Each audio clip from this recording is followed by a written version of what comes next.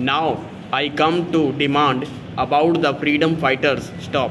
I endorse very warmly many of the points which my honorable friend made when he talked about genuine and bogus freedom fighters. In fact, the government of India themselves in various replies in the past in this August House have told us about how many bogus cases were also found out. Here we must remember that to some extent we, the elected members of state legislature and parliament, are also responsible for giving false information or false certificates. I am not saying that this or the particular person has done it, but when the government say that in the absence of any proper proof, the certificate of a member of parliament or member of legislative assembly should be attached. Surely the member of parliament or member of legislative assembly should be 100% sure of these facts, and he just should not do it by way of oblique and person. It is there where the bogus cases come. I am only making an appeal through this speech to member of legislative assembly in state legislature and member of parliament here that we talk extraordinary cases care so that we do not issue certificates liberally or irresponsibly, because otherwise it becomes more difficult for the government. The second point is that some freedom fighters are not yet included in this scheme. I do not know whether the minister has ready information at hand in this regard. There is also the project of old freedom fighters' homes. I remember there is one in Delhi, but it is neglected.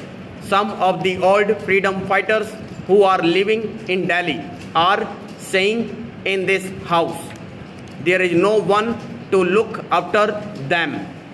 They are not given proper food, proper drinking water, hot water for bath and so on.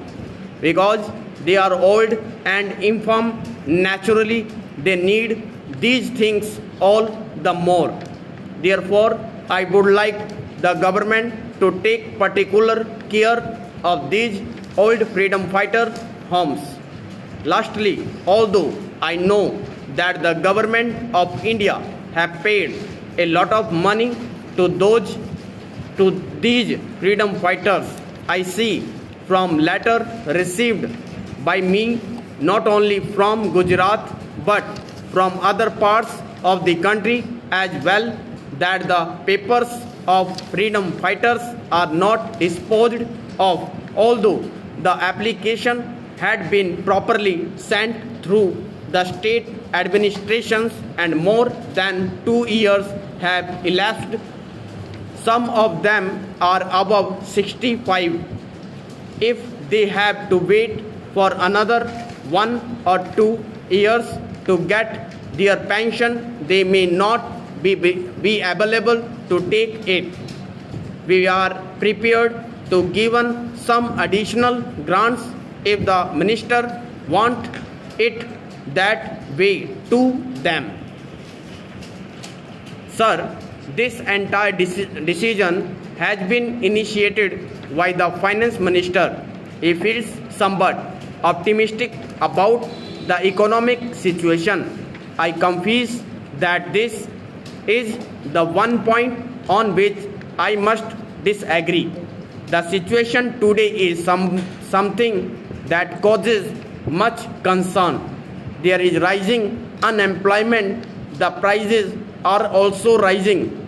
Finance minister feels that there is justification for viewing the situation hopefully because he thinks that the infrastructure are performing very well.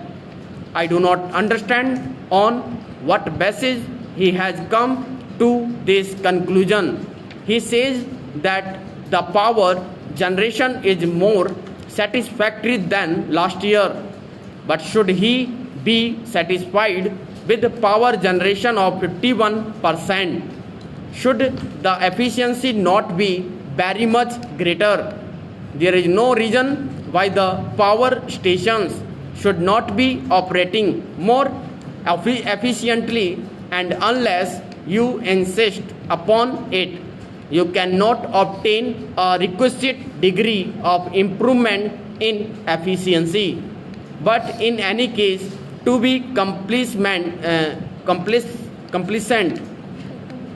and say that the infrastructure is performing well is very strange. Similarly, in the case of coal, you put enormous sums of money in an industry which is also the next basic industry. The results are unsatisfactory.